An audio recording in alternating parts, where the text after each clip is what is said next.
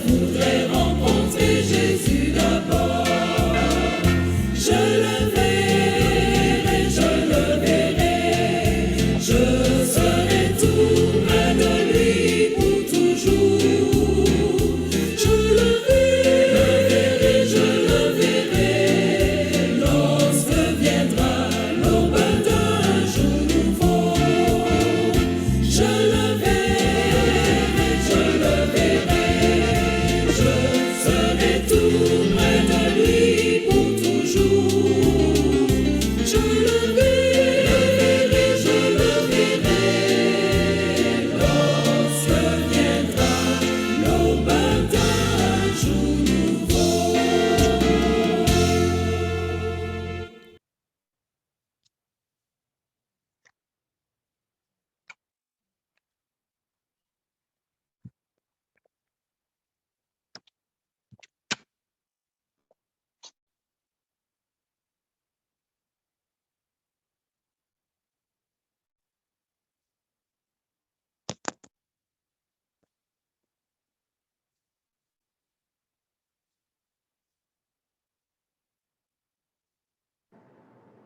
Marceline, vous commencez ou pas, non?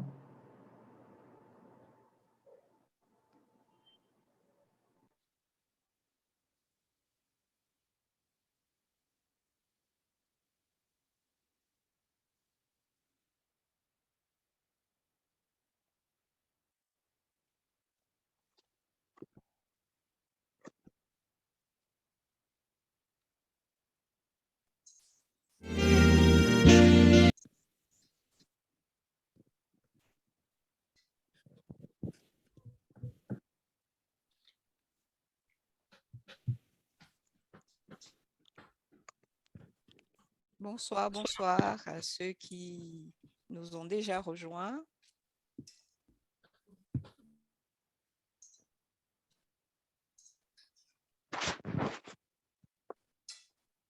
Marceline, c'est bon?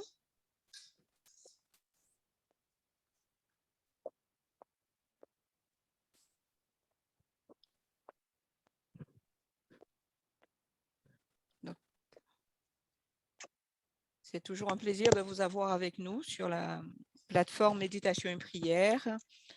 Anédine François, Adri, Béline, Camille et Tavita, Galaxy A3.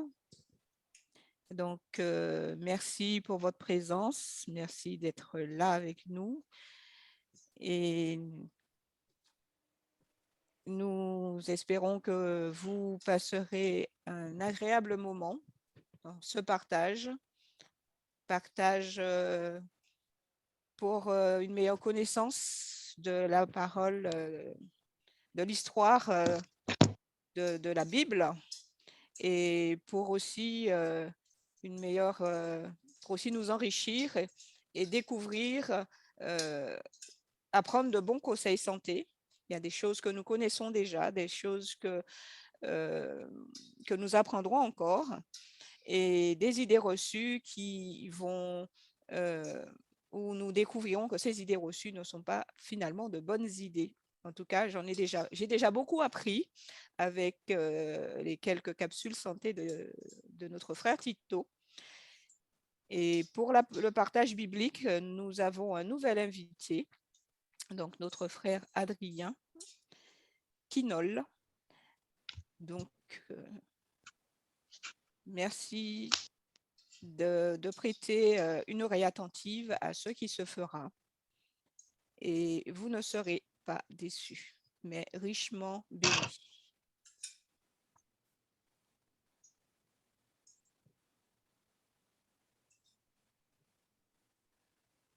Donc, pour commencer, nous allons prier et je vais demander à notre frère Virgile de nous introduire dans la prière, par la prière. Prions. Éternel, notre Dieu, notre Père, nous voulons te dire merci parce que tu nous as permis de prendre ce rendez-vous et nous voulons, Seigneur, que tu manifestes ta présence au milieu de nous, que tu permettes que les enseignements que nous allons recevoir, Seigneur, puissent vraiment nous aider à pouvoir grandir avec toi Et nous voulons aussi te confier des orateurs, que toi-même tu les inspires. Et également, nous voulons te confier tous ceux-là qui veulent participer à ce programme et qui n'ont pas pu encore se connecter, qu'ils arrivent à le faire et que tu prennes le contrôle, Seigneur, de la connexion afin que tout se passe très bien. C'est au nom de Jésus-Christ que nous avons prié. Amen. Amen. Amen. Donc, je vais laisser la parole à notre frère Tito pour la capsule santé. Frère Tito, bonsoir.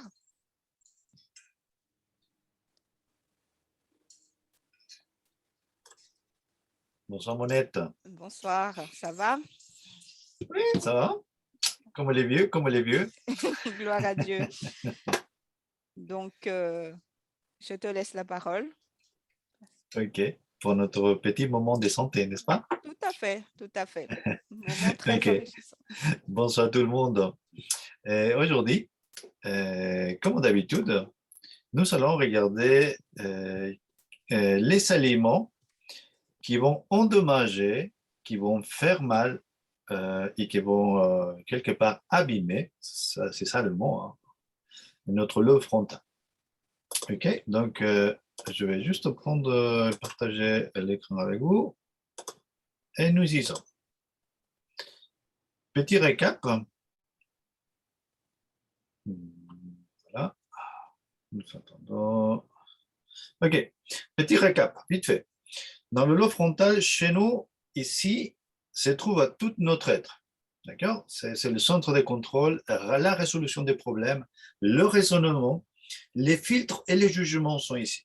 D'accord? Les filtres. Déjà, nous allons parler dans un futur concernant les filtres que Dieu nous a donnés pour cerner ou pour avoir un bon jugement concernant certaines choses. Ok? Donc, ici, on trouve le caractère. D'accord? Votre caractère est inscrit ici. Les spiritualités aussi, c'est la base de la spiritualité ici. Le discernement, en fait, choisir à gauche, à droite, et quels sont, voilà. Mais pour le discernement, on a besoin des filtres pour savoir quelles sont les bonnes choses. Ok. La moralité est là, la volonté, les décisions, l'obéissance. L'obéissance, ça c'est très important parce que parfois on dit pourquoi mon fils ne m'obéit pas. Donc, pourquoi mon adolescent, mon jeune adolescent d'enfant, il n'obéit pas. Non, on a beaucoup de problèmes concernant cela. Il faut savoir qu'il y a un petit problème ici. D'accord? L'adoration, non? Et puis nous allons regarder beaucoup de choses générales qui vont affecter, endommager le lobe frontal. Non? Les médicaments, l'alcool, la caféine, certains films, les émissions de télévision, le manque d'exercice, le manque d'air va endommager ou va affecter le lobe frontal. Ok? Ça, c'est petit récap. Nous avons vu la dernière fois un aliment, non? Quelque chose qu'on a sur toutes les tables, dans tous les foyers, les boissons sucrées. Les boissons sucrées endommagent le lobe frontal. D'accord? Nous l'avons vu la semaine passée. Il existe beaucoup d'aliments, beaucoup de choses qui vont créer des addictions. D'accord? Beaucoup par exemple, on voit les drogues qui vont créer des addictions. Parmi les choses qui vont créer les addictions, je pense que vous connaissez le circuit des récompenses qu'il y a dans nos cerveaux. D'accord? Chaque fois que vous mangez quelque chose qui vous plaît, chaque fois que vous entendez la musique qui est plaisante, bon, le circuit des récompenses, il va s'activer. C'est-à-dire que c'est plaisant. Vous allez avoir plaisir à écouter la musique, vous allez avoir plaisir à manger quelque chose qui vous plaît. D'accord? Mais il faut juste savoir que là, on peut créer de la dépendance concernant certains plaisirs. D'accord? Et là, on commence à développer des addictions. Et lorsqu'on développe des addictions, on va avoir des petits déséquilibres, petits problèmes dans notre caractère. D'accord? Et il y a des aliments qui vont créer des addictions. Il y a des aliments qui vont faire la même chose, qui vont faire que notre organisme réagisse de la même façon que lorsqu'on prend une cigarette. D'accord? Il y a des aliments. parmi les aliments qu'aujourd'hui nous allons regarder et ils vont endommager le lobe frontal, c'est le fromage. D'accord? Le fromage. Ouais, je sais aussi, c'est les enfants raffolent du fromage. Pourquoi ils raffolent du fromage? Ah, on ne peut pas s'en passer de fromage. Les enfants raffolent du fromage, les jeunes aussi, les adultes aussi, et c'est pratiquement partie de la culture française, partie de la culture suisse aussi, le bon fromage. Non? Mais si on se met à réfléchir, on verra bien que ce n'est pas tout à fait conseillable. Okay? Et certains scientifiques ont prouvé en faisant une étude concernant les étudiants, que manger du fromage va créer des addictions. D'accord? Donc, qu'est-ce qui va se passer? Le fromage agit comme la morphine, il va dire. En fait, le fromage, il a une enzyme qui s'appelle la caséine. Et lorsque vous allez manger, non, cette caséine va être transformée en casomorphine. D'accord? Ça va être plaisant. Ça va activer le circuit des récompenses. Et avec cela, va créer certaines addictions. Et maintenant, on peut dire oui, mais c'est plaisant, c'est bien. Oui, mais lorsque vous développez certaines addictions, votre corps, il va vouloir plus. D'accord? C'est un exemple, par exemple, assez perturbateur aujourd'hui, c'est par exemple la pornographie, le porno. Le porno va activer d'une façon assez malsaine le circuit de récompense. Mais qu'est-ce qui va se passer? Avec la libération de dopamine, le corps il va s'habituer. C'est plaisant, la personne va avoir du plaisir dans sa tête, il va avoir du plaisir, la personne. Mais petit à petit, le corps il va s'habituer à cette petite dose de dopamine. Donc, il va chercher des sensations plus fortes encore.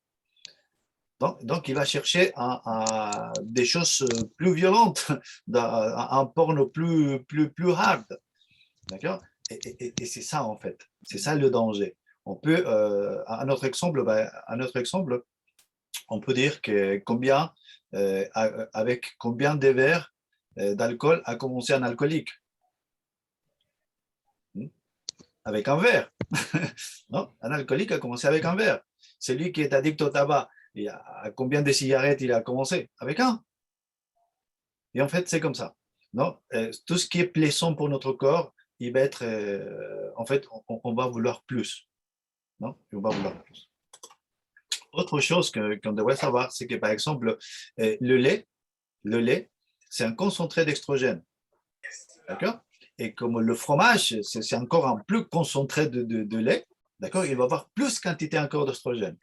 Pourquoi? Parce que rappelez-vous que les mamans ou les animaux qui sont en gestation, en fait, qui vont avoir un bébé, sont seulement dans ces cas-là qu'ils peuvent donner du lait. D'accord? Et à ce moment-là, le corps il est rempli d'hormones féminines. D'accord? Donc, il y a une grande quantité, une grande concentration d'hormones féminines sur le lait. Là, il faut faire attention. Aussi, on a fait des études et puis ça montrait que, par exemple, il y a des tendances, par exemple, le cancer au sein par rapport aux femmes, et il fait perdre le lit.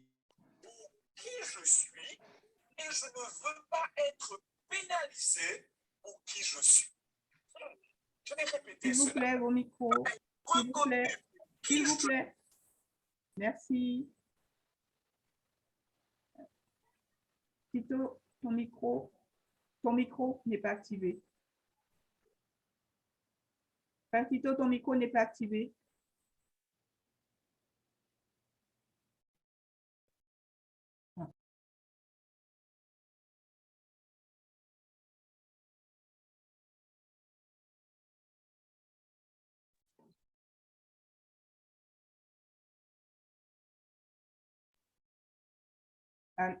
Un instant, frère Tito, le micro n'est pas activé.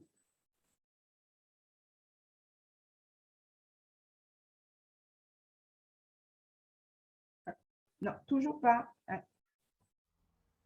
On ne t'entend toujours pas. Le micro n'est pas activé, frère Tito.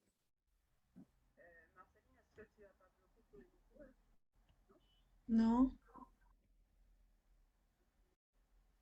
Il n'entend pas.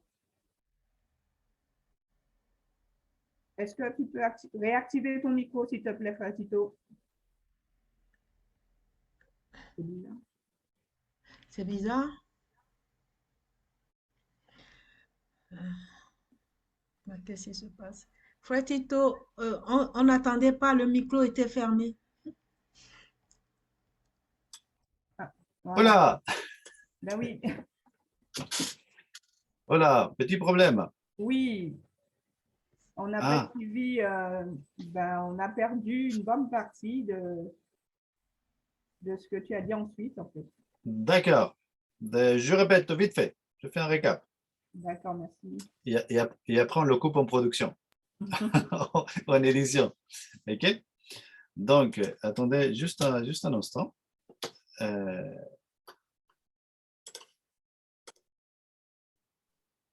Voilà.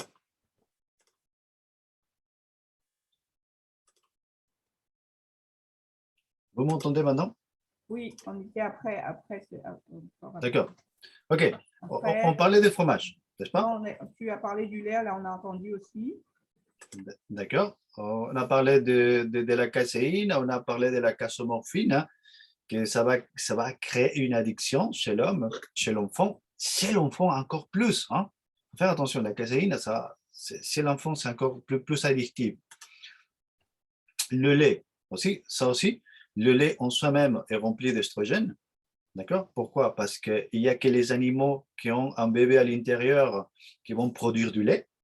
Donc, dans ces cas-là, bon, ils sont remplis d'hormones, hein, hormones féminines. Hein, d'accord? Et puis, lorsqu'on a un concentré, c'est le fromage, c'est le concentré du lait, mais à ce moment-là, il y a une concentrée aussi d'hormones féminines. D'accord? C'est très mauvais. Et surtout pour les enfants. Surtout pour les enfants. D'accord? Ça aussi, en fait, le sodium, le fromage, il y a certains fromages qui ont plus concentré de sodium que même que les chips. D'accord? C'est-à-dire que, par exemple, le Edam ou le cheddar ont plus de sodium que le chips.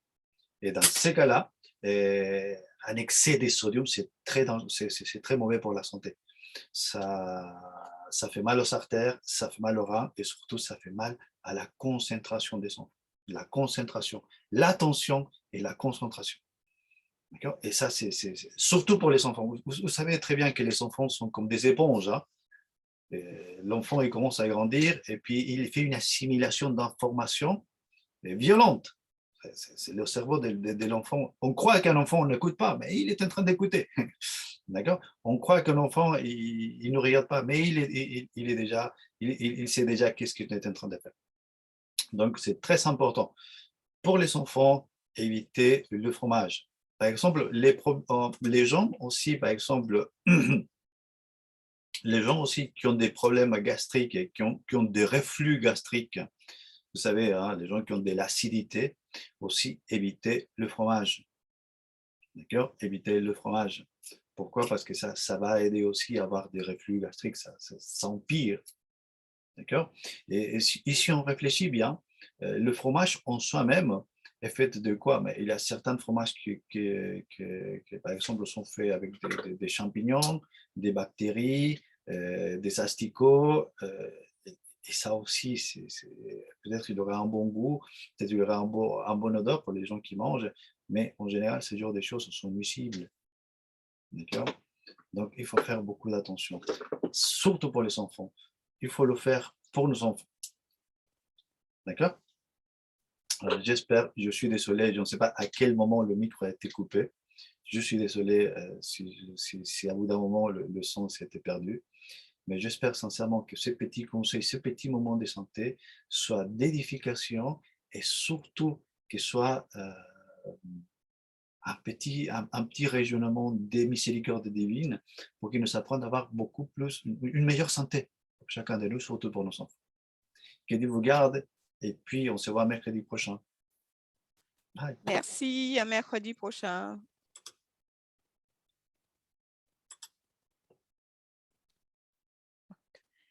Maintenant, je vais inviter notre frère Adrien pour la partie d'études, pour la partie du partage biblique. Frère Adrien, bonsoir. Bonsoir à vous. Oui, Vous m'entendez? oui, oui, on t'entend. Ah, Merci beaucoup pour l'invitation. Ça me fait très, très plaisir de pouvoir partager la parole de Dieu avec vous. Et en ce soir, nous allons vraiment développer, regarder, analyser les origines. Donc, cette première étude, ou plutôt partage, s'appelle les retrouvailles dans le délice. Donc, quelque chose qu'on retrouve. Donc, si on retrouve quelque chose, c'est quelque chose qui a été perdu. Mais justement, pour comprendre ce qui a été perdu, il faut justement remonter aux origines pour pouvoir vraiment voir cela. Donc, c'est vraiment une suite, la continuité de ce que Laurent a fait. Ce n'est pas désordonné, c'est vraiment lié par rapport au message qu'il y a eu sur la Bible, la parole de Dieu, et sa question qui disait: est-il raisonnable de croire en la Bible en 2022? Est-il raisonnable de croire en la Bible en 2022? Et ma réponse est oui, il est vraiment raisonnable, et je dirais même il est sage de croire en la Bible au jour d'aujourd'hui, en 2022. Et justement, pendant ces partages que nous allons faire ensemble, tous les mercredis, jusqu'au 15, c'est qu'on va vraiment découvrir la Bible durant ce moment. D'accord?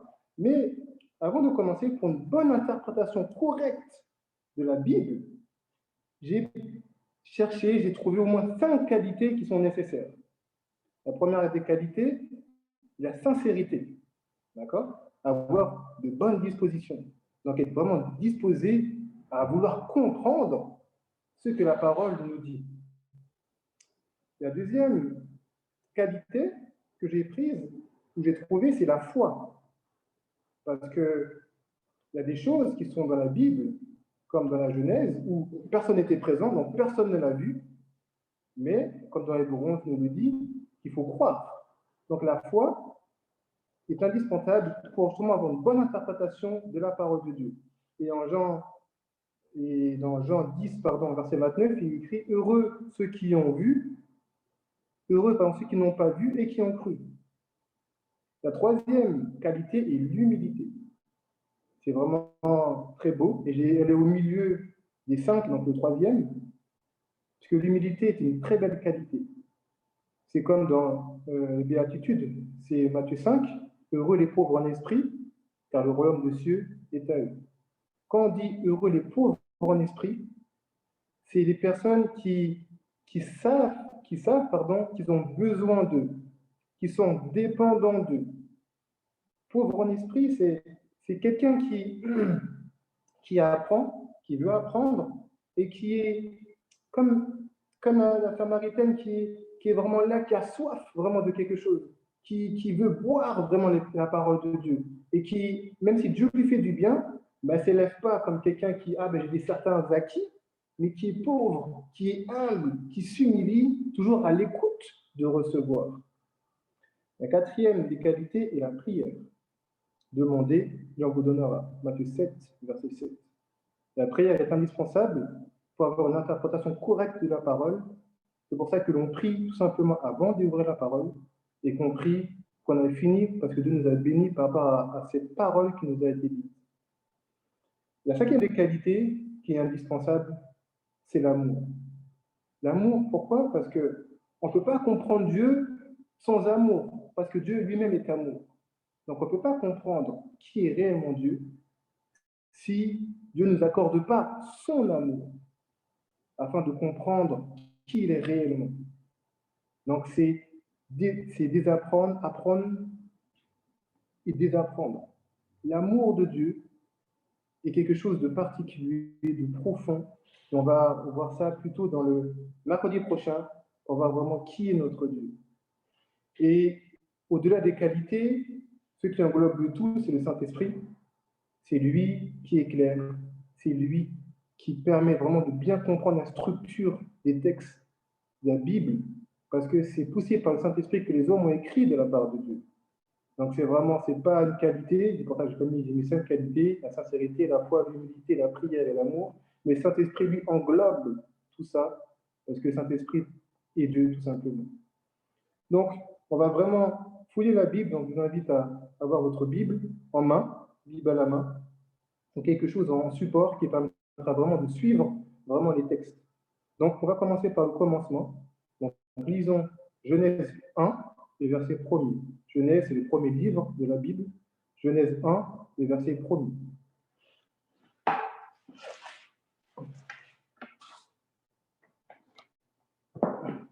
Au commencement, Dieu créa les cieux et la terre. Au commencement, Dieu créa les cieux et la terre. C'est beau de voir ces structures-là, juste ce premier verset, parce qu'on voit que Dieu est au milieu du verset. Et au commencement, Dieu créa les cieux et la terre. Et ça permet vraiment de comprendre que la Bible met vraiment en phase le nom de Dieu. Il s'inscrit vraiment dans toute forme d'erreur. Elle exalte vraiment en Dieu unique et en Dieu souverain. Parce que il y a aussi des personnes qui ne croient pas en Dieu par rapport à l'évolution, etc., que c'est, voilà, etc., ou des personnes qui croient en plusieurs dieux. Mais là, on voit que Dieu est unique et souverain et c'est lui qui crée. On ne dit pas au commencement, les dieux créent la terre et les cieux, ou on crée, mais Dieu seul. Et quand on parle de Dieu, on parle du Père et on parle du Fils. C'est très important. Souvent, on va avoir un peu plus en profondeur, mais on parle Dieu le Père et Dieu le Fils. Les deux étaient présents. C'est très important. Donc, le mot Genèse est un dérivé du grec, donc Genesis, qui signifie début. Donc, c'est pour ça que c'est les débuts du livre. La Bible, en fait, c'est Biblos, qui signifie plusieurs livres. Donc, c'est une grande bibliothèque.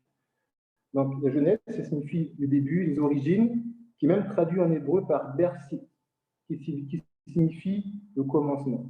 Donc, dans la Genèse, on va vraiment voir la Genèse aujourd'hui, c'est parce que je vais vraiment vous parler des origines. C'est très important.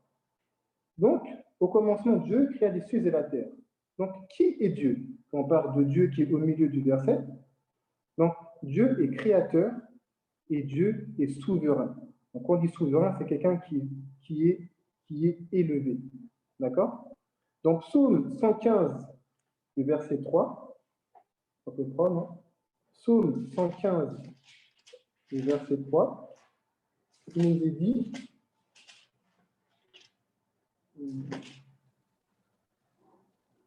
notre Dieu est au ciel, il fait tout ce qu'il veut.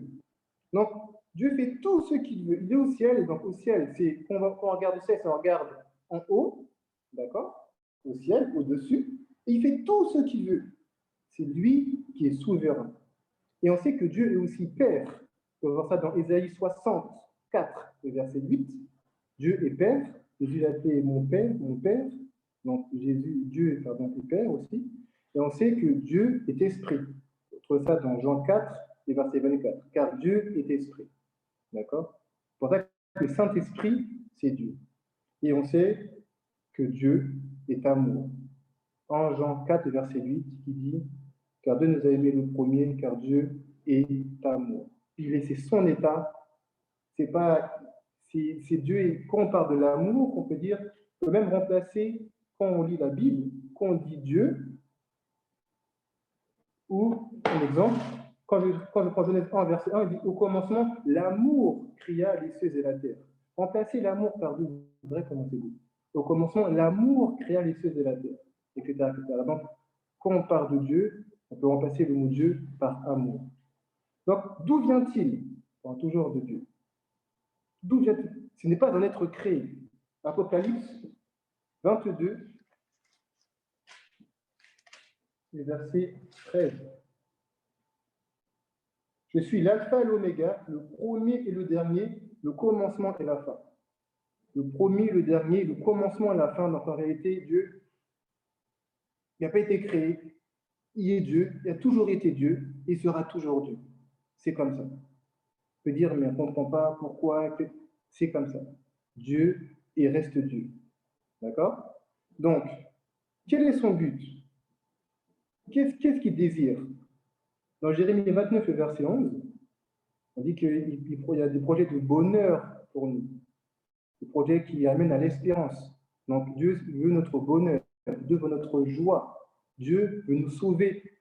En Timothée 2, le verset 4. Je ne dis pas tous les textes, c'est fait exprès pour ne pas prendre trop de temps, mais par contre, je vous donne tous les textes. Ça, c'est bon si vous voulez vraiment fouiller la Bible et savoir connaître les textes, je vous donne tous les textes, et je n'en prends pas tous, j'en prends peut-être pas un sur deux, mais je vous donne pas mal de textes afin de vraiment fouiller vraiment la Bible et comprendre la parole.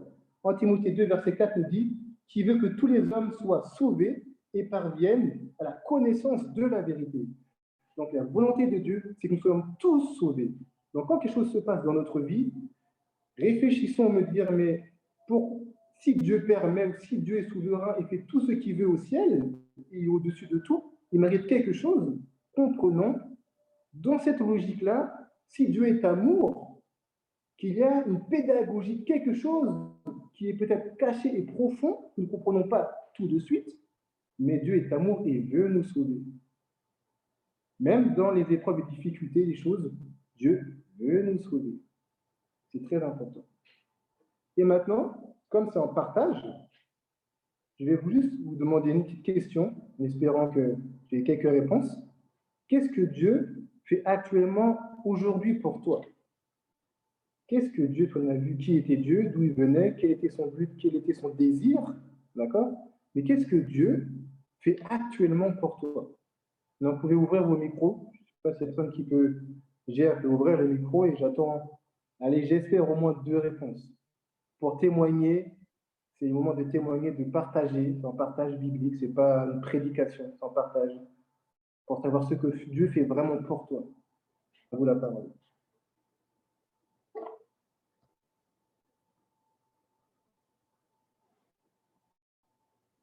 Qu'est-ce que Dieu a fait pour toi?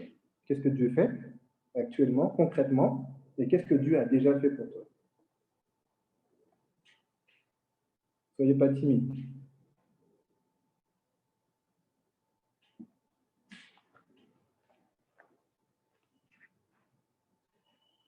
Il n'y a personne pour parler par rapport à ce que Dieu a fait pour lui?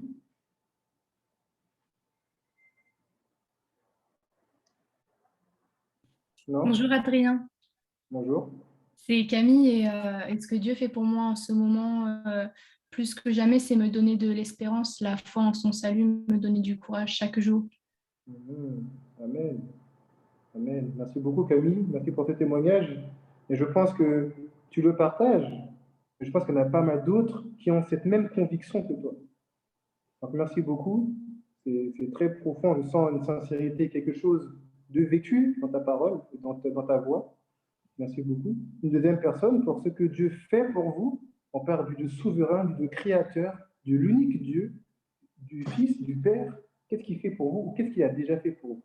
Une deuxième personne, et après je vais continuer le partage. Mais c'est pas ça, ça permet que chacun puisse aussi participer et qu'on ne se sente pas aussi seul, même si je sais que je suis pas seul. À vous la parole.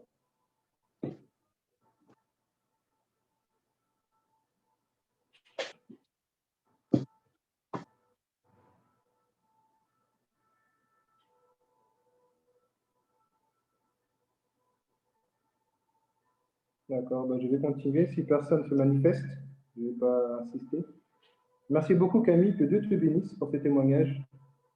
Dieu a entendu, même si Dieu connaît chaque personne qui a quelque chose au fond d'eux, mais ils ne sont pas manifestés, Dieu connaît aussi, et que Dieu vous bénisse en ce sens, afin de aimer, partager, témoigner le nom de Dieu. C'est ça qu'il nous demande ici-bas. Il a tout fait pour moi. Tout. Ok.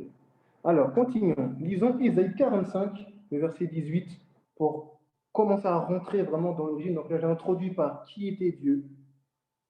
On dit Dieu créa, au commencement Dieu créa. Donc c'est qui ce Dieu qui créa? Qui est concrètement? Maintenant, on va avancer un petit peu plus loin.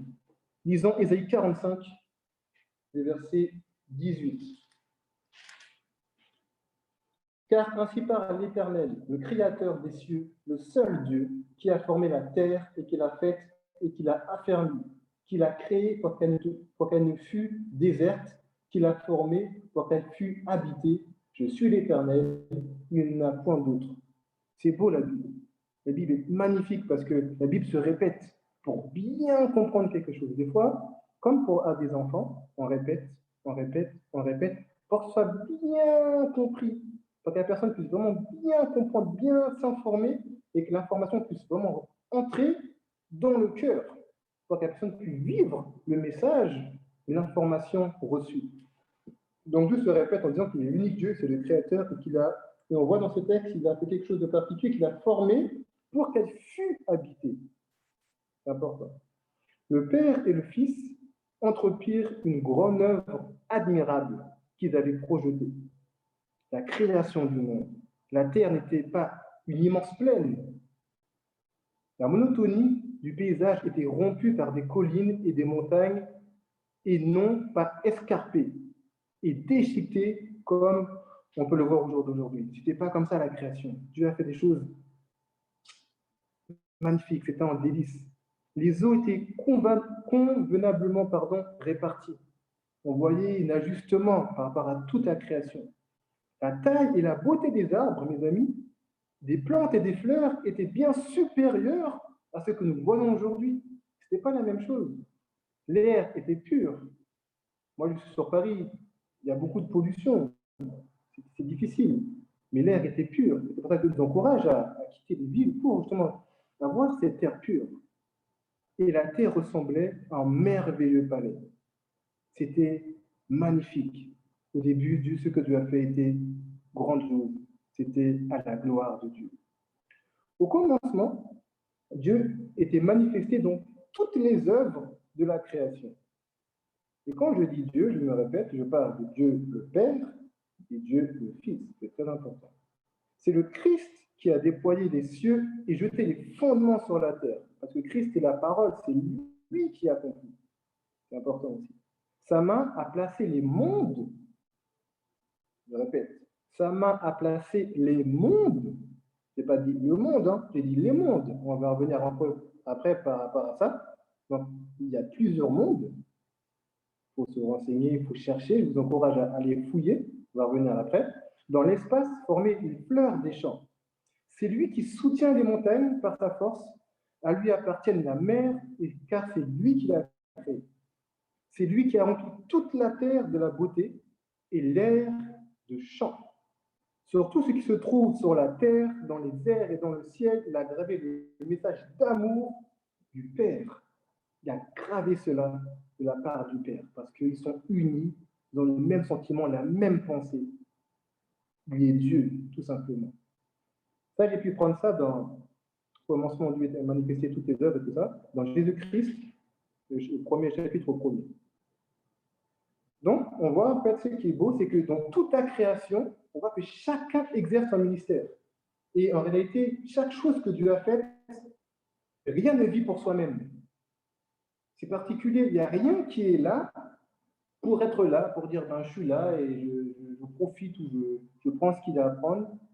Mais voilà. Chaque arbre, chaque bourgeon, chaque feuille produit un élément vital sans lequel aucun homme, aucune bête ne pourrait vivre. En retour, chaque homme, chaque bête contribue à entretenir la vie de l'arbre, du bourgeon et de la feuille. On voit le cycle de la vie. Les feuilles émettent un parfum et déploient leur beauté pour le bonheur de qui? De l'humanité. Le soleil répand sa clarté pour la joie de milliers de mondes. L'océan lui-même, source de tous nos cours d'eau et de toutes nos fontaines, ne reçoit l'eau de qui? Des fleuves, que pour la restituer. On voit que le cycle aussi de l'eau. Et après, ça fait quoi? Ça fait des vapeurs qui s'élèvent de son sein sur le sol et en ondées fécondantes. Même les anges, ils sont là, ils ne sont pas là pour être les bras croisés, mais ils nous aident, ils nous réconfortent, ils nous soulagent, ils nous visitent. Ils exercent leur ministère auprès des hommes. Chacun a un ange gardien. Donc on voit concrètement que dans toute la création, personne ne vit pour soi-même. Personne n'est là pour être là, mais chacun est là pour faire du bien à l'autre. C'est ça que Dieu a fait, mes amis. Et c'est beau. C'est le concept de Dieu, d'être de s'oublier soi-même, de ne pas vivre pour soi. Mais nous, actuellement, nous devons vivre pour qui? Pour Dieu et Dieu seul. Trop souvent, c'est nous-mêmes c'est le moi qui apparaît, c'est moi qui fais, c'est moi qui... Le moi est trop souvent. Et l'humilité, le renoncement à soi-même est au fond de nous. On doit le faire ressortir pour montrer réellement comme ce que Dieu a voulu. Parce que mes amis, c'est ça l'origine. C'est qu'aucun exerce un ministère individuel, égoïste. C'est pas possible. C'est pas ce que Dieu a voulu. Et jusqu'aujourd'hui, Jésus l'a montré sur la terre. On verra ça dans la 3e et 4e session avec. Donc, continuons un peu. Disons Genèse 1, verset 27. Genèse, chapitre 1er, verset 27. Donc, le premier livre, Genèse, commencement. Et Genèse 2, verset 7. Genèse 1, 27, 2, 7. Alors, Genèse 1, 27 nous dit Dieu créa l'homme à son image, et il le créa à l'image de Dieu. Il créa l'homme et la femme.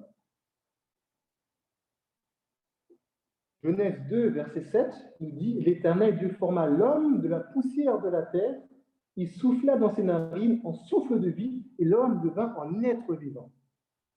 Ces deux textes se complètent. Si vous prenez Genèse 1, Genèse 2, vous lisez comme un livre, vous pourrez être surpris parce que ce n'est pas une continuité. Parce que à partir de Genèse 2, verset 4, c'est des précisions de Genèse chapitre 1er. Quand on parle, voici les origines des cieux et de la terre, c'est des précisions données par rapport à ce que Genèse promet. Donc si vous lisez comme un livre, vous verrez que vous n'allez pas comprendre. Donc il faut vraiment le lire avec la lumière de Dieu pour dire que c'est vraiment, Dieu donne l'information et Dieu revient sur cette information pour donner plus de précision. Et à partir de Genèse 3, et ben là on revient dans la continuité, etc., etc., etc. D'accord? Donc, on voit, Genèse 1, 27, on voit l'image. Dieu crée à son image. Quand on parle d'image, on parle, oui, d'image physique. Ça, ok. Dieu voit, Dieu entend, Dieu... Ok. Mais pour aller au plus en profondeur, Dieu parle du caractère. Parce que l'homme était saint et sans péché. Adam et Ève étaient saints et sans péché. Ils étaient créés à l'image de Dieu. Ils avaient le caractère de Dieu. Ils avaient la gloire de Dieu en eux. Quand on dit, ah, mais tel père, tel fils, tel père, tel fils, donc le fils à l'image du père, ben on voit que le fils manifeste la bonté, la bienveillance du père, comme Jésus. Ou sinon, en autre exemple, en fils, ah, tu es fils du diable. Donc, dans tes traits de caractère, tu manifestes la méchanceté, la médisance et le vol, etc., etc., etc. La colère et plein de choses. Parce que tu es fils du diable. Donc, on voit la similitude d'image, créée à l'image, par rapport au visage, certes, mais surtout au caractère. Et dans la parole de Dieu, on parle de l'image de Dieu par rapport au caractère. Adam et Ève avaient le caractère de Dieu. D'accord? Dans Genèse 2, verset 7, l'Éternel Dieu forma l'homme de la poussière de la terre et souffla dans ses narines en souffle de vie, et l'homme devint un être vivant. Quand on dit être vivant, des fois on dit une âme vivante. D'accord? Et ce qui a été véhiculé depuis des années, une âme, donc c'est une âme, je me rappelle un peu quand j'étais plus jeune, c'est vrai que je ne suis pas né dans la foi, parce que c'est ça que j'ai toujours appris, qu'on m'a dit. Et quand on fouille la Bible, on cherche, on voit que contrairement à ce qui était dit, que ce qui est écrit. C'est important de fouiller comme les Béréens pour comprendre ce que Dieu veut vraiment. Et moi, pour moi, quand j'étais plus jeune, c'était une âme, c'était une sorte de petit nuage. Et il vole, je sais pas, il fait ses affaires, il fait des trucs. Nous, les gens sont morts et l'âme est là, il vole, il fait des trucs. Mais c'est faux, ça. Dans l'hébreu, une âme vivante ou un être vivant, c'est néphès. Et on voit, c'est la poussière, donc l'homme de la poussière, de la terre, plus il souffle dans ses narines, plus ce souffle de vie. Donc la poussière de la terre, plus ce souffle de vie, devient quoi? Devient un être vivant. C'est pour ça que les aspects de l'être humain sont spirituels, mental et physique. Donc, spirituel, on voit, c'est quoi? C'est, comment dire? Spirituel, c'est l'âme. Non, spirituel, pardon, c'est souffle de vie, donc l'esprit. Le mental, c'est la poussière. Et le physique, non, je suis trompé. Une bêtise, attendez. Dans le texte, parce que je m'embrouille. En Thessaloniciens 5, verset 23. Ne retenez pas ce que j'ai dit, c'est des bêtises. On va prendre les textes parce que c'est plus clair. La Bible doit parler, c'est pas moi qui dois parler. En Thessaloniciens 5, verset 23. Que le Dieu de paix vous sanctifie lui-même tout entier et que tout votre être, l'esprit, l'âme et le corps soient conservés irrépréhensibles lors de l'avènement de notre Seigneur Jésus-Christ. On va revenir dans la vérité. Alors, l'être humain, c'est quoi? C'est l'esprit, donc l'humain est spirituel, l'âme, le mental et le corps, le physique. C'est pour ça qu'ils sont spirituels, mental et physique. Esprit, âme et corps. Et ça, en fait, sont les aspects de l'être humain. Et ça permet vraiment de comprendre que les êtres humains ne sont pas une âme, enfin, n'a pas une âme, mais est une âme. D'accord? On n'est pas une âme, on n'a pas une âme, pardon, mais nous sommes nous-mêmes une âme. C'est pas comme si c'était des petits trucs qui volent, mais c'est nous-mêmes l'âme vivante. Quand David dit « j'élève mon âme vers toi », c'est David lui-même qui élève son cœur, son être à Dieu, et il prie Dieu. C'est important de le savoir. Et le hébreu nous dit « c'est néphès », pour bien comprendre la différence entre l'âme qu'on considère et l'âme qui est biblique, qui est en être vivant. Quand Adam sortit des mains de son Créateur, il avait une taille élancée. Moi, je fais 1m84 à peu près, mais c'est pas ça. Hein. C'est pas ça. Ou il y a même ceux qui sont un peu plus petits, 1m60. C'est pas ça. Il avait une âme élancée, une bonne taille, des formes harmonieuses. Sa stature était 2 fois même plus élevée que celle des hommes d'aujourd'hui. Nous sommes tout petits par rapport à ce que Dieu a fait. Ève était un petit peu moins grande qu'Adam. Il est passé en peu sa hauteur de ses épaules. Mais elle était aussi belle. Ses formes étaient parfaitement harmonieuses et pleines de charme. Et je vois que ce que Dieu a fait, c'est l'harmonie. Et pour vous, et maintenant, ça vaut la parole encore, je vous laisse ouvrir vos micros. J'espère qu'il y aura peut-être une autre personne qui parlera. Mais c'est comme vous le sentez. Qu'est-ce que pour vous l'harmonie? Quand on parle d'harmonie, qu'est-ce que ça vous fait penser à quoi l'harmonie? Parce qu'on voit que Dieu a créé pas mal de choses et tout était parfait, harmonieux. Et pour vous, qu'est-ce que c'est que l'harmonie? À vous la parole. Qu'est-ce que c'est que l'harmonie pour toi? Le partage. Vous pouvez ouvrir vos micros.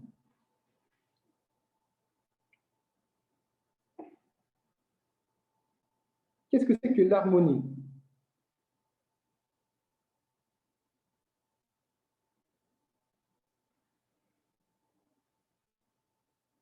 Bonsoir. Pour moi, l'harmonie, c'est quand tout correspond ensemble, qu'il n'y a pas de vague. Par exemple, un rond, les lignes sont droites. C'est harmonieux. À mon sens, ma compréhension de l'harmonie, c'est quelque chose qui est harmonieux, qui n'a pas de trou, de vague, de défaut. Voilà. Amen. Merci beaucoup. Il n'y a pas de défaut. Super. Merci beaucoup, Sandrine. Donc, l'harmonie, il n'y a pas de défaut. Tout est parfait. C'est harmonieusement lié. Quand ça me fait penser à la musique, je ne suis pas musicien, je ne suis pas né dans une famille de musiciens, mais l'harmonie, quand on voit un chant harmonieux, on voit la basse, on voit le ténor, on voit la soprano, on voit le chant qui est beau, qui est mélodieux, parce que les voix s'accordent. Il y a un accord ensemble. Et c'est ça que Dieu a fait. Et même au niveau de Adam et Ève, ils étaient différents, mais les deux étaient accordés ensemble. C'était vraiment, les deux c'était parfait. Quand ils sont sortis de la main du Créateur, tout était bon, était parfait. Et aujourd'hui, on doit rechercher ça parce qu'on doit revenir aux origines. Je ne dis pas pour revenir à tout ce qui s'était passé avant, mais ce que Dieu a fait, mes amis, est parfait. Et c'est un modèle pour nous. C'est ça qui est important. C'est un modèle. C'est pour ça qu'on entend vivre en harmonie, travailler dans l'entreprise, mais en harmonie, jouer de la musique en harmonie. Et on sait que le désaccord est l'antonyme. Le désaccord, c'est l'antonyme de l'harmonie. Que son synonyme, c'est l'unité. C'est l'unité, son synonyme. Et son contraire, c'est le désaccord. Et Jésus a prié pourquoi? Pour l'unité. Les disciples, Jésus a lutté pourquoi? Pour l'unité. Et aujourd'hui, quand on réfléchit à notre vie, même 5 secondes, on voit qu'on a un problème d'unité. Même au sein de nos communautés, on sent que l'un va à droite, l'autre va à gauche, dans les familles, l'autre va à gauche, l'autre va à droite, dans le travail, lui il va en haut, l'autre il descend en bas, on n'arrive pas. Mais Dieu a tout créé. Et en Jésus, c'est possible de retrouver cette cohésion, cette harmonie. Dieu, ce que Dieu a fait est parfaitement beau.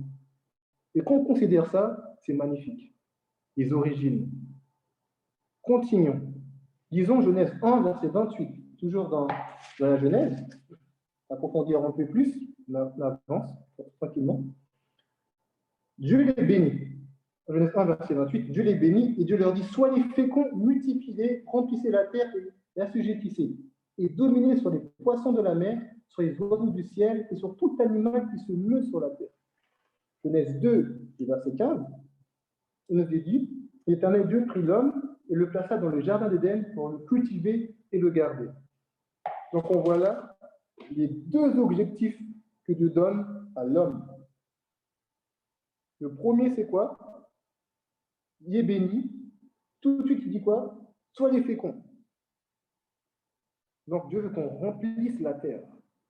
L'objectif de Dieu, c'est que comme on porte la gloire de Dieu, c'est que on se manifeste et qu'on rayonne de l'amour de Dieu sur toute la terre.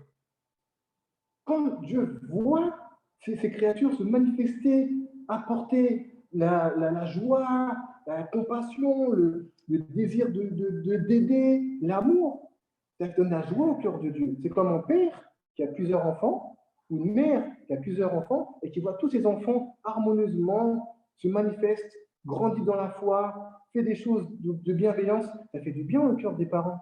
C'est la même chose pour Dieu. Au-delà de ce que nous pensons, Dieu, son amour est immense et son désir est grand. Donc, c'est de remplir la terre. Et quand on voit aujourd'hui, on est presque arrivé, si je crois, après je ne suis pas dans les détails des chiffres parce que ce n'est pas mon fort, mais il y a peut-être 8 milliards d'habitants sur la surface de la Terre.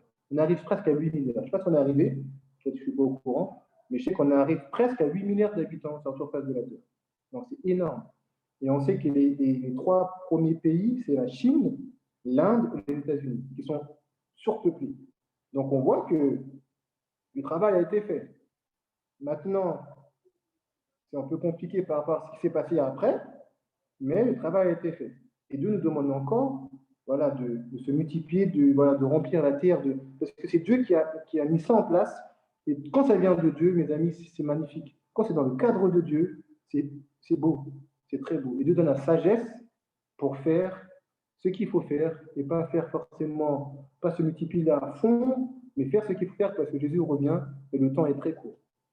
Mais c'est la volonté de Dieu qu'on se multiplie. Le deuxième objectif que Dieu a donné à l'homme, c'est la gestion de la terre, l'administration des biens. Donc on voit qu'il dit dominer sur les poissons, etc. Donc l'homme a la domination sur les animaux. Donc qu'est-ce qu'on fait par rapport à ça? Est-ce que, comme au jour d'aujourd'hui, on les tue, on fait plein de bêtises, on fait plein de trucs, ou qu'est-ce que Dieu, on doit dominer? Donc on a la responsabilité sur les animaux. On a la responsabilité aussi, dans Genèse 2, verset 15, de la culture, de garder les choses. Même si c'était bloqué dans le jardin, mais l'homme a cette responsabilité, a cette faculté de réfléchir à faire les choses. Et j'encourage toutes les personnes qui ont un petit terrain chez eux, une petite parcelle pour cultiver, pour cueillir leurs choses, pour développer les produits dans l'agriculture. C'est une grâce de Dieu, c'est l'autonomie. Et c'est très bon pour la santé. Là, Tito pourra peut-être nous dire ou faire une petite capsule par rapport à ça, hein, Tito, par rapport à tout ça. Mais c'est une grâce de Dieu, c'est beau. Et Dieu nous demande vraiment d'avoir une gestion par rapport à ce que Dieu nous a donné. Dieu nous a reçu beaucoup de Dieu. On doit vraiment pas être, on doit considérer ce que Dieu a donné pour justement avoir une bonne gestion, pas par rapport à nous-mêmes, mais par rapport à ce que Dieu veut. C'est très important. La nourriture que Dieu a donnée, très rapidement, Dieu a donné aussi une nourriture. Donc Dieu a tout donné à Abraham. Genèse 1, verset 29. Et Dieu dit, voici, je vous donne toute herbe portant de la semence et qui est à la surface de toute la terre et de tous arbres ayant en lui le fruit, du fruit d'arbre et portant de la semence, ce sera votre nourriture. Donc on voit que Dieu a donné sa nourriture, les fruits et les céréales naturelles, tout ce qui est simple, naturel. Il n'y avait pas de bêtes, même si il y avait le lion, l'agneau qui jouaient, qui paissaient ensemble, qui s'amusaient, mais les bêtes étaient là pour jouir de la communion avec l'homme, pour jouir entre eux, pour qu'il y ait une harmonie aussi par rapport à ce que Dieu a fait, et que nous voyons que dans le jardin, il y a des oiseaux ailés, il y a des poissons, il y a des oiseaux de bétail, donc différents types d'animaux qui permettent vraiment d'avoir de la jouissance de l'homme, qui permet vraiment que dans le jardin, dans le délice de Dieu, parce que le jardin d'Éden, c'est le délice de Dieu, que tout soit parfait, tout soit beau. D'accord? Et au milieu du jardin se dressait l'arbre de vie, dont la gloire éclipsait tous les autres. L'arbre de vie. Et Adam et Ève jouissaient de cet arbre. Son fruit, qui ressemblait à des pommes d'or et d'argent, était destiné à perpétuer l'immortalité. Ses feuilles avaient des vertus curatives. Ça, j'ai trouvé ça dans l'histoire de la rédemption, du chapitre 2. Que son fruit ressemblait à des pommes d'or et à des pommes d'argent. Donc, ce n'est pas la pomme avec la pomme d'Adam, tout ça. C'est encore une autre bêtise. On va voir après, mais ça, c'est encore une autre bêtise que Adam a mangé une pomme, la pomme est restée au milieu et c'était bloqué. C'est pour ça que les hommes ont une globe un peu plus large que celle des femmes. C'est encore des bêtises. C'est pas biblique. Donc, continuons un peu. Lisons le psaume 19, les versets 1 et 2. Toujours sur les origines. Et après, on verra l'origine du mal. Mais là, pour l'instant, on parle des origines par rapport à Dieu. Alors, c'est le psaume 19, les versets 1 et 2. Et après, il y aura aussi un temps de questions-réponses. Il faudra me dire à peu près quand on arrête. Mais je n'ai pas encore fini ma présentation. Psaume 19, 1 et 2. Au chef des centres, psaume de David, Yessu raconte la gloire de Dieu. Ce texte, il est beau. Yessu raconte la gloire de Dieu. C'est comme une histoire.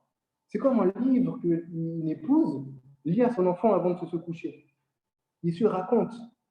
Donc, c'est les cieux qui lisent un livre. D'accord? C'est ceux qui lisent un livre et qui, dans le livre, qu'est-ce qui est lu? La gloire de Dieu. On voit au verset 6, le soleil semblable d'un époux qui sort de sa chambre, s'élance dans la carrière avec la joie d'un héros. Il se lève à extrémité, il s'achève avec cette extrémité. On voit que quand nous considérons ce qui se passe dans la nature comme un livre ouvert, on voit la gloire de Dieu, on voit la main de Dieu, on voit que les choses ont été faites parfaitement. Quand je vais aux Antilles et je vois que l'eau arrive à s'arrêter à un point et ne va pas plus loin, par contre c'est la mer haute ou marée basse, mais Dieu a posé une limite à la mer. C'est Dieu qui a fait ça. C'est pas la mer qui... La mer, qui est la mer? C'est Dieu qui a mis sa loi pour qu'elle dise, tu t'arrêtes à tel point et tu finis, tu ne vas pas plus loin. Et quand on considère toute la création ou les étoiles, qu'on voit l'étoile polaire, on se dit, c'est au nord. Toute la création, quand on considère toute la création, on voit que Dieu est dedans. C'est trop beau, c'est trop précis, c'est parfait. C'est pour ça que quand je considère le sabbat La création, je suis émerveillé et j'ai beaucoup comment dire, de questions et de voir comment Dieu a fait, mais c'est impressionnant. Le soleil a un pouvoir sur la terre et la lune sur la mer. Il y a des lois qui sont régies. Quand je considère la galaxie, c'est quelque chose que je réfléchis beaucoup, hein, ça m'interpelle. Nous sommes en fait dans une galaxie qui s'appelle la Voie lactée. La Voie lactée, quand on voit le soir, c'est une sorte de lignée d'étoiles. C'est très beau. J'aime beaucoup les étoiles, c'est très très beau. Et en fait, nous sommes dans une galaxie de la Voie lactée. Et une galaxie est un assemblage d'étoiles, de gaz, de poussière et de trous noirs ou matière noire. La Voie lactée contient 100 à 200 milliards d'étoiles, dont le Soleil, puisque le Soleil, c'est une étoile. Et l'univers, pour aller encore plus large dans la Terre, nous sommes dans... La Terre, c'est tout petit, nous sommes dans la Voie lactée. Dans la Voie lactée, il y a plusieurs étoiles, voilà, c'est énorme. Plusieurs planètes, c'est pour ça qu'il y a plusieurs planètes. Et dans la Voie lactée, c'est tout petit par rapport à l'univers qui est composé de 2 milliards de galaxies. Et la Voie lactée, c'est une galaxie. Donc, en réalité, nous sommes tout petits dans un univers qui est énorme. Et on dit que l'Éternel des armées, c'est le Dieu de l'univers. Donc, si Dieu gère autant de choses,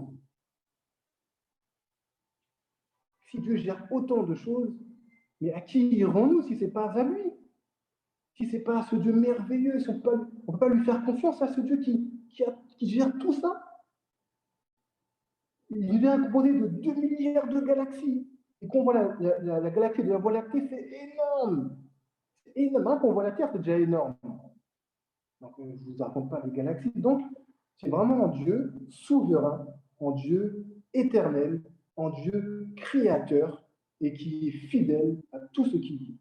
Donc, on a vraiment une assurance de marcher avec lui, parce que si nous marchons avec Jésus, mes amis, avec Dieu, le Fils et Dieu le Père, on sait que l'Esprit se mouvait au-dessus des eaux, donc l'Esprit aussi était présent, on n'a rien à craindre.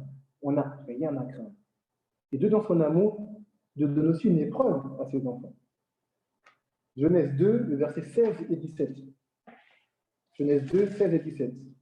Et même dans l'épreuve, on voit que la main de Dieu est là, il sait ce qu'il fait, c'est pas pour rien. Genèse 2, 16 et 17.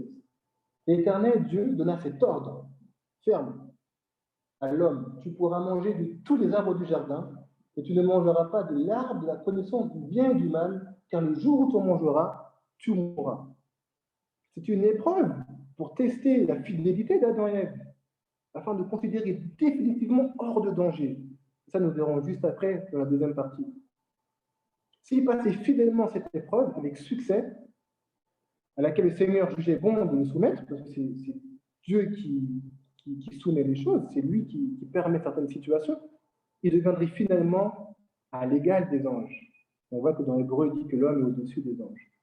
Cependant, notre Créateur jugea pas mal de dire que c'est pas impossible qu'il puisse désobéir, parce que Dieu donne le libre arbitre. L'amour, c'est le libre arbitre. Donc, on voit dans l'épreuve, Dieu gère les choses. Donc, Dieu nous met une épreuve. Il a mis une épreuve à Adam et à Ève, justement par rapport à ça. Mais dans cette épreuve-là, on sent que Dieu est au milieu et encourage justement à faire face. Et si toi, tu as une épreuve, il ne faut pas penser que Dieu n'est pas là. Abraham aussi a une épreuve très terrible. Les enfants de Dieu ont des épreuves qui sont très compliquées. Et dans l'épreuve, c'est comme si on était dans le jardin d'Éden. C'est compliqué, c'est dur, mais si on reste ferme, fidèle, par amour pour Dieu, on passe l'étape, c'est fini. Là, c'est le feu, c'est le brouillard, c'est les ténèbres, c'est l'obscurité, c'est compliqué.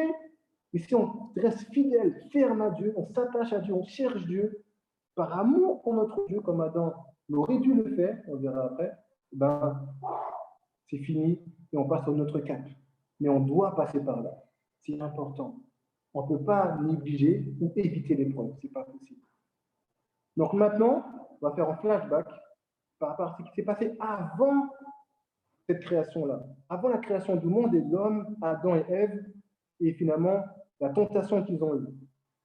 On va voir les origines du mal. D'où vient le mal? C'est une question qui peut se poser à chacun d'entre nous. Si Dieu existe, pourquoi le mal? Si Dieu est amour, pourquoi on souffre? Mais d'où vient réellement le mal? Le péché, c'est un intrus. C'est quelque chose qui est arrivé, ce n'était pas prévu. D'accord? Prenons Habakkuk 1, le verset 13, pour entrer dans la deuxième partie de ce partage. Habakkuk 1, Habakkuk, chapitre 1er, le verset 13.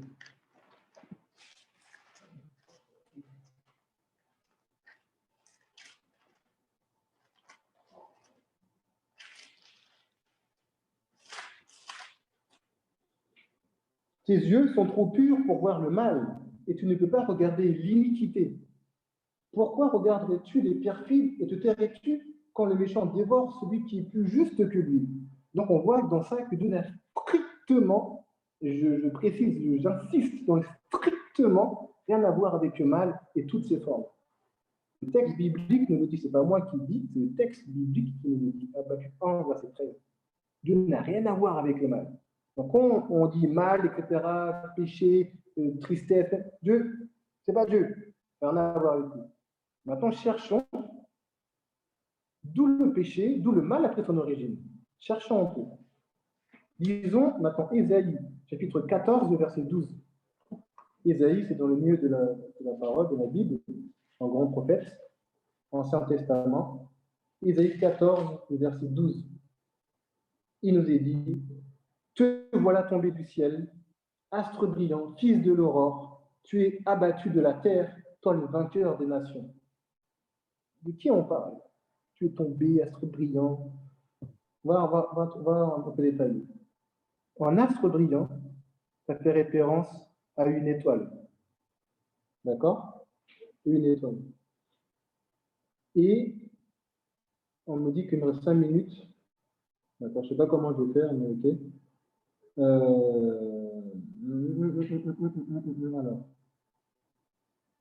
je vais m'embrouiller. Je suis embrouillé, ça m'a perturbé. Alors, astre brillant, voilà, fils de l'aurore. Donc, un astre, c'est une étoile, d'accord? Un astre brillant, d'accord? Le fils de l'aurore, entre l'aube et l'aurore, il y a une différence. L'aube, ça désigne les premières lueurs du jour, au contraire que l'aurore, c'est plus brillant, c'est arrosé, voire c'est un jaune qui est doré.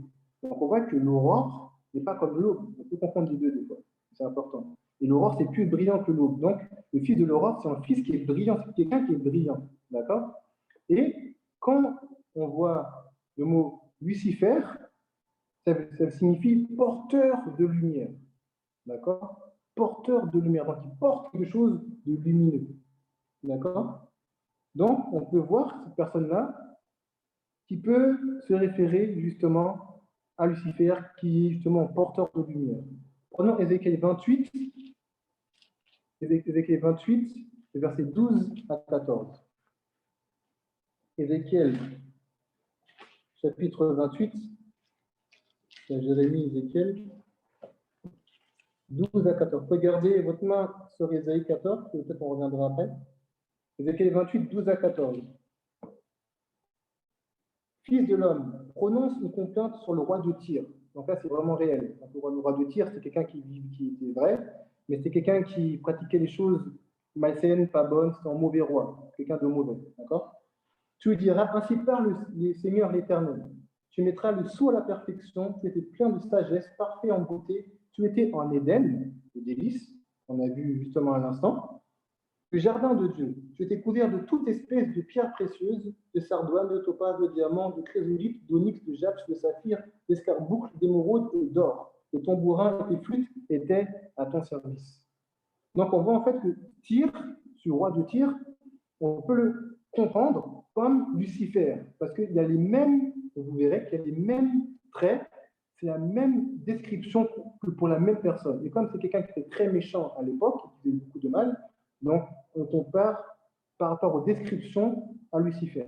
Et on voit, qu'est-ce qu'on voit? Il était sans péché, il était riche, et puis on voit des pierres précieuses, on voit qu'il était juste après Dieu. D'accord? On voit qu'il était juste après Dieu.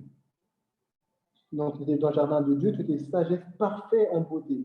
Tu mettais le sceau à la perfection. Donc, on voit qu'il était sans péché. Donc, on voit que c'était un ange, d'accord, Donc, une créature qui était là et qui était sans péché. D'accord? Une créature sans péché. Maintenant, deuxième question. Je ne sais pas si je pourrais finir. J'en ai 4 de questions pour finir. Deuxième question. C'est d'aller un peu plus vite. Donc, je ne vais pas détailler vraiment les textes, je suis désolé. Où s'est manifesté le péché pour la première fois? Continuons dans l'étude. Ézéchiel 28, le verset 15. Je suis désolé, j'accélère, je suis obligé. Tu as été intègre dans toutes tes voies. Donc, on parle toujours de Lucifer, du roi du tiers. Depuis le jour où tu fus créé. Donc, on répète, c'est une créature. La Bible se répète pour bien comprendre qu'un être créé.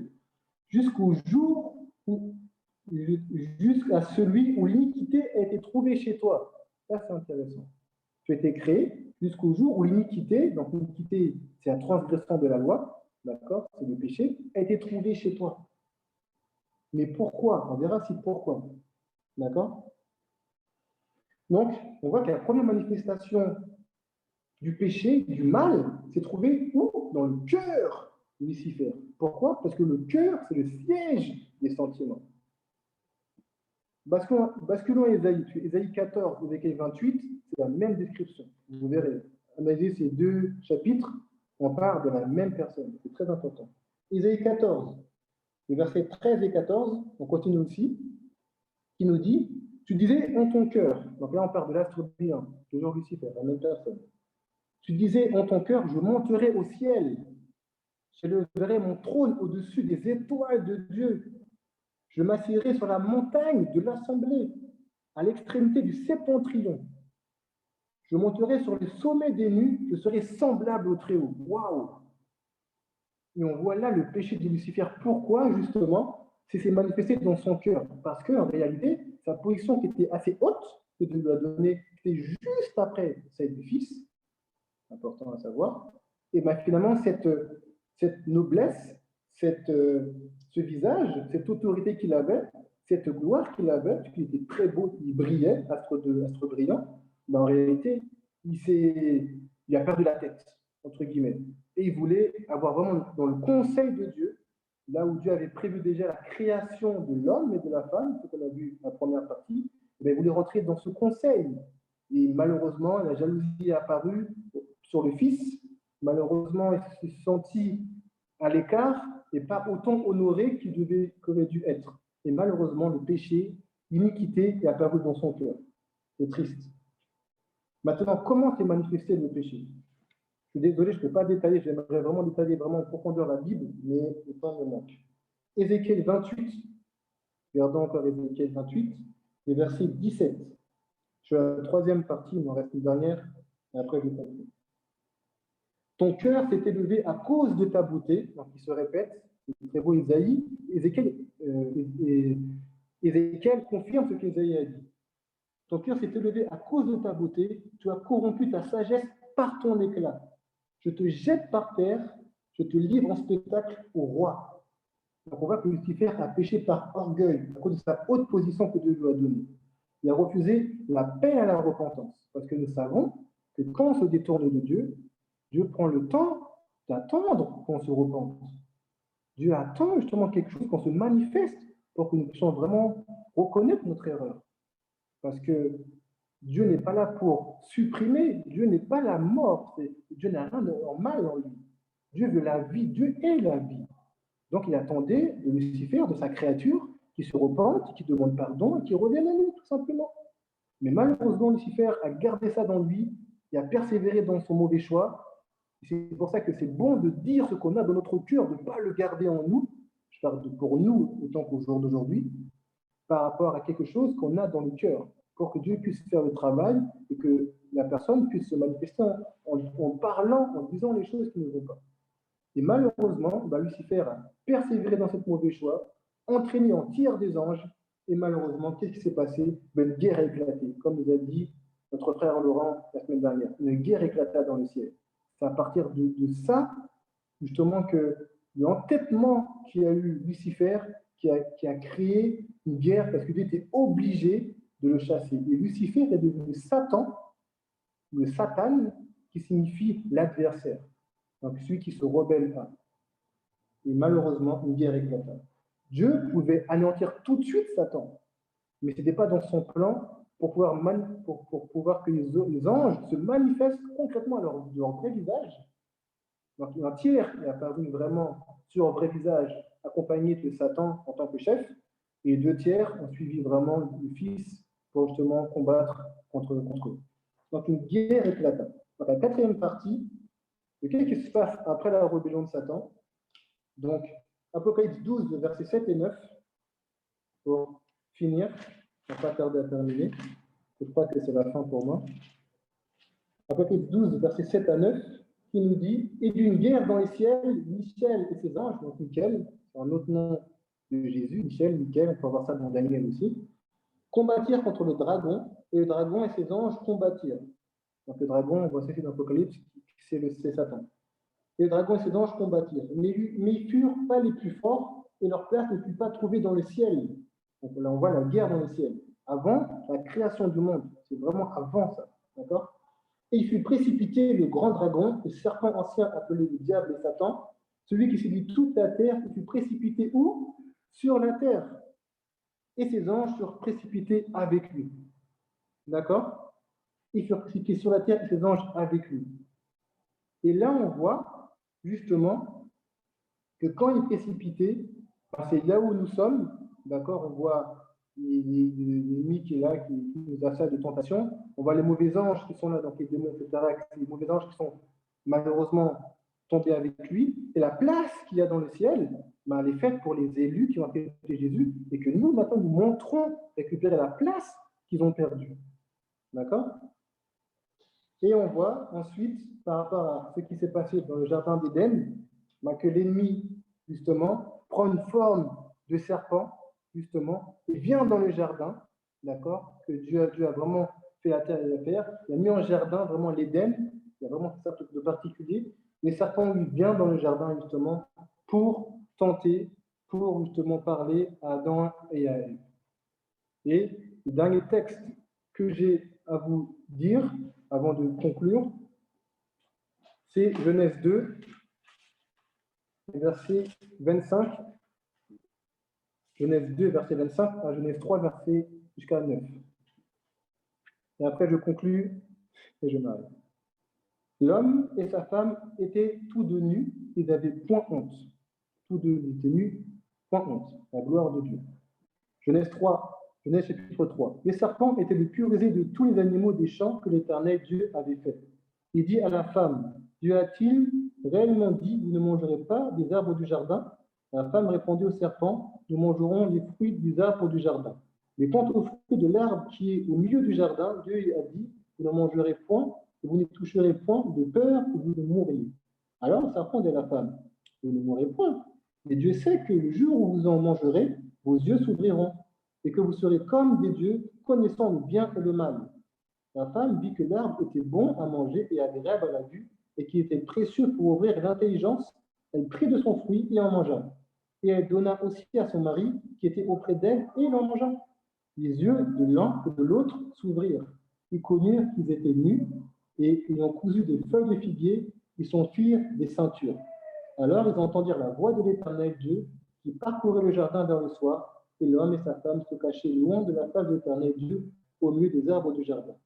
L'Éternel Dieu appela l'homme et lui dit, où es-tu? Dieu lui dit, où es-tu? Et cette question que Dieu lui donne, c'est tout simplement, on verra mercredi prochain, mais pour créer une première initiative permettant l'espérance du retour à la maison. Ils se sont écartés, Dieu vient tout de suite, voulant les ramener. Et l'espérance, ça c'est ma conclusion, après je finis, l'espérance du retour à la maison, qu'est-ce que c'est? C'est tout ce qu'on a vu dès le départ. Mais en plus, je vais dire quelques éléments supplémentaires. Une gloire indescriptible. Je suis limité pour vous décrire cette beauté future. Parce que ce qu'on verra, ce qu'on sentira, les couleurs qu'on verra au ciel, c'est magnifique. Je ne peux pas vous décrire, c'est impossible. Je ne peux pas vous décrire cela. Et Noé a une vision, elle est montée, elle est descendue. Regardez ça dans le premier écrit, c'est vraiment magnifique. Mais elle ne voulait pas redescendre, elle voulait rester en haut. Les fleurs et les animaux, les arbres, nous pourrons nous reposer en sécurité. Il n'y aura plus de bosquets, des bois sombres, les bois seront lumineux. Au ciel, tout est santé. Moi, je ne vois pas bien d'un œil de naissance. Je sais qu'au ciel, si je persévère en Jésus, je verrai clair, bien, j'aurai 10 sur 10 ou 100% des deux yeux. Je verrai bien. Là, je ne vois pas bien. Je suis encore, malheureusement, dans ce monde de péché. Mais au ciel, ce ne sera plus comme ça. Les gens qui sont boiteux, tout ça, c'est fini. Impeccable. Comme les anges nous serons. Pas de mariage, pas de naissance sur la nouvelle terre. Le bonheur est garanti. On peut dire, ah, mais c'est bizarre, pourquoi on ne va pas se marier? Mais Dieu fera quelque chose qu'on n'aura pas besoin, on sera comme les anges. Les anges, il n'y a pas de mari-femme, c'est des anges. Ils ne se plaignent pas, ils sont bien. Donc, apprenons, et quand Jésus dit qu'on sera comme des anges, c'est magnifique, c'est la liberté totale. Et ce qui est beau, c'est qu'on va se revoir mutuellement, donc femme et mari, enfant, époux, etc. On se reconnaîtra. L'identité sera préservée. D'accord? Il n'y aura pas de tentation, il n'y aura pas de mal. Aucun tentateur se manifestera, aucune possibilité de mal. Pourquoi? Parce que Jésus sera au milieu de nous. On verra le sacrifice de Jésus clairement à nos yeux. L'atmosphère paisible, aucun conflit, il n'y aura plus de cancans, de querelles, il n'y aura plus d'incompréhension. Tout ça, c'est fini, mes amis, c'est terminé. C'est ça que Dieu veut pour nous. Une musique mélodieuse pour louer Dieu. Moi qui sais un peu chanter, puisque Dieu m'a beaucoup aidé, mais là, on aura une harmonie, une voix mélodieuse, il n'y aura plus des chants, il y aura les chants de Dieu, pas les chants du monde, ce sera les chants vraiment de Dieu, ce sera beau, ce sera l'harmonie retrouvée. Il y aura l'explication des épreuves de la vie, des perplexités, de toute confusion et déception, les plans inachevés, tout sera clair. Mais Seigneur, pourquoi tu n'as pas permis que, mais Seigneur, j'étais là, pourquoi? Tout sera révélé, ce sera clair pour chacun d'entre nous. On n'aura aucune, comment dire, on aura toutes les connaissances, on n'aura aucune torpeur que nous ne pourrons pas comprendre, mais tout sera révélé clairement pour nous. Conséquence d'une action généreuse. Donc, tous ceux qui ont fait des efforts pour aider les autres, pour encourager, sera récompensé par Dieu. Il y a des couronnes aussi. La récompense des gagneurs d'âme, ceux qui ont évangélisé, ceux qui ont partagé l'évangile, ceux que méditation et prière font, ce sera ça. D'accord? Et juste pour finir, la communion du Père et du Fils. Nous verrons face à face le Père et le Fils. Et pour ça, c'est magnifique. Que Dieu vous bénisse. Désolé pour le temps, il faudra peut-être me redire le temps que j'ai parce que j'ai peut-être pas bien compris, donc je n'ai pas bien géré mon temps. Mais si vous dites vraiment le temps précisément, je pourrais mieux faire la prochaine fois. Que Dieu vous bénisse et à très bientôt. Merci beaucoup. Merci à toi, frère Adrien. Merci à toi. On sent que tu avais beaucoup de choses à partager avec nous ce soir et nous te remercions. En tout cas, il y a une partie où quand tu décrivais un petit peu Dieu, le Créateur, ça m'a fait penser à un verset, à ce Dieu qui a les yeux sur le monde, sur tout être humain. Et c'est le verset qui se trouve dans Genèse 16, verset 13, qui dit que tu es celui qui me voit. Et ça parle de Dieu. Et par rapport à cela, il y a une auteure qui s'appelle Madeleine, une certaine femme, c'était une chrétienne catholique fervente, qui avait dit que si tu vas au bout du monde, tu trouves les traces de Dieu. Si tu vas au fond de toi, tu trouves Dieu lui-même. Donc, dans cette quête, que chacun de nous, nous puissions vraiment comprendre qui est Dieu et ce plan merveilleux qu'il a établi pour nous. Donc, merci à vous pour votre écoute aussi. Nous allons passer au temps de questions-réponses. Est-ce que vous auriez des questions?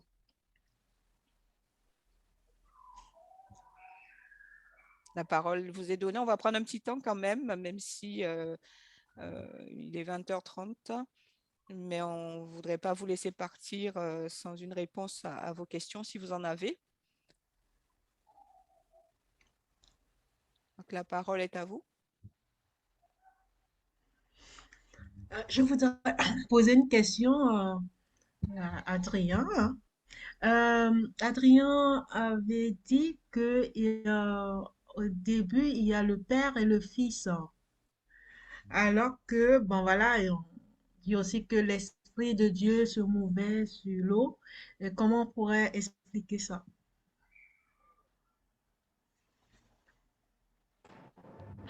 Ok.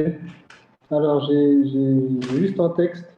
J'ai deux textes. Il y en a un qui... Alors, je dis, quand dit faisons, alors, quand Dieu dit faisons l'homme, quand dit faisons, on voit que c'est la première personne du pluriel. C'est pas dit Dieu dit fais l'homme, il dit faisons. Donc le fait qu'il y a faire l'homme, la création, on sent qu'il n'y a pas qu'une personne. On sent qu'il y a, c'est comme c'est la première personne du pluriel, donc automatiquement il y a un minimum au moins deux personnes.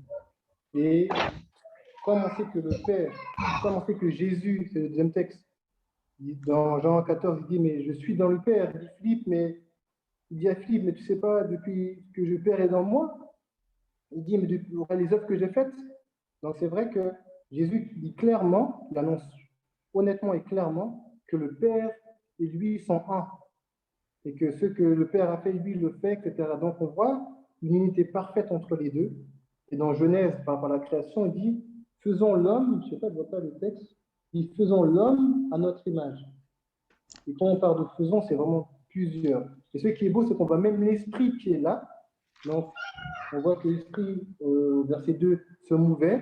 Donc, on voit la divinité dans son intégralité, qui est Dieu le Père, qui est Dieu le Fils et Dieu le Saint-Esprit.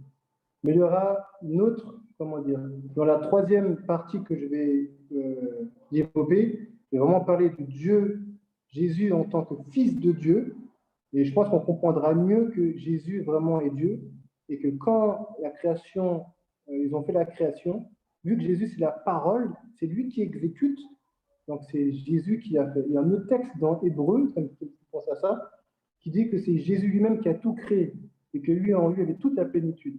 Dans Hébreu chapitre 1er. Merci. Merci. Est-ce qu'il y aurait une autre question? On peut prendre une autre question s'il y a quelqu'un. Sinon, je pense que ça a été clair pour tout le monde, cet échange, ce partage, et que vous continuerez à méditer sur ce que vous avez entendu ce soir. Nous tenons à vous présenter nos excuses pour les problèmes techniques pour ce soir, donc notamment la diffusion sur YouTube. Mais ne vous inquiétez pas, ce sera fait par la suite. Et donc, je voudrais aussi savoir s'il y a des personnes qui sont avec nous ce soir pour la première fois, qui viennent pour la première fois. Et si ces personnes veulent recevoir par la suite les invitations, vous pouvez mettre vos coordonnées dans le chat et l'équipe se chargera de vous envoyer les invitations des différents séminaires pour que vous ne puissiez pas manquer un séminaire intéressant. Donc, n'hésitez pas, vous pouvez nous mettre vos coordonnées dans la discussion et on pourra vous envoyer toutes les invitations. En tout cas, merci encore pour votre présence. Merci pour votre assiduité, pour votre fidélité au programme de méditation et prière. Nous nous retrouverons mercredi prochain pour notre capsule santé et notre partage biblique avec notre frère Adrien qui sera avec nous pendant quelques mercredis pour poursuivre ces partages. Merci encore à vous deux, frère Adrien et frère Tito. Et merci à tous ceux qui nous ont suivis encore ce soir, qui étaient avec nous ce soir. Donc, nous allons terminer aussi par une prière. Frère Adrien, tu veux bien, s'il te plaît?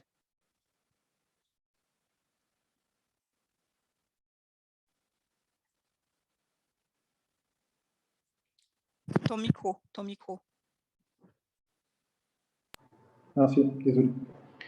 Notre Père, notre Dieu, toi qui sièges et qui règnes dans les cieux, que de grâce et de bonté, de miséricorde, de trois fois saint, toi qui gardes ton alliance envers ceux qui t'aiment et ceux qui te craignent, nous venons humblement devant ta face. Toi, Dieu de l'univers, toi qui gères tout, qui vois tout, qui sens tout, rien ne t'est caché.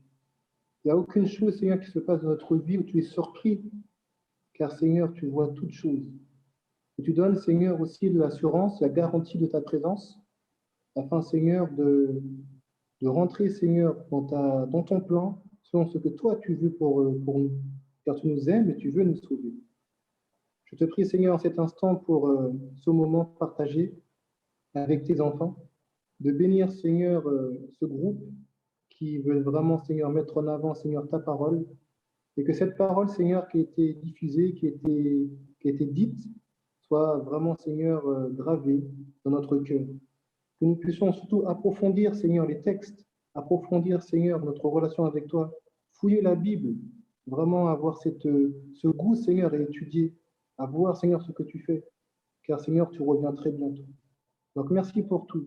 Bénis-nous tous, chacun selon nos activités, selon nos ministères et selon, Seigneur, nos responsabilités, et que nous puissions nous retrouver mercredi prochain selon ta volonté pour continuer, Seigneur, ces études, continuer, Seigneur, à te connaître et aussi partager, Seigneur, cette bonne nouvelle aux autres qui ne te connaissent pas. Merci, tendre Père, pour tout cela. Bénis, Seigneur, tout le monde, ainsi que les organisateurs, et que ton nom soit loué, dont nous avons prié dans le nom de Jésus et pour ta gloire. Amen. Amen. Merci, bonne soirée à tous, bonne suite de semaine. Et à mercredi prochain, déjà, il y aura un prochain séminaire ce samedi. Non, c'est pas ce samedi. Pardon. Oui, c'est samedi. Oui, c'est ce samedi. Pardon. Donc, toujours, ce sera, excusez-moi, à partir de 19h30, si je ne me trompe pas. Oui, c'est ça. Voilà. Donc, vous êtes conviés aussi et vous pouvez inviter vos proches, vos amis, les personnes autour de vous à ce séminaire. Merci encore pour votre présence et bonne soirée. Merci.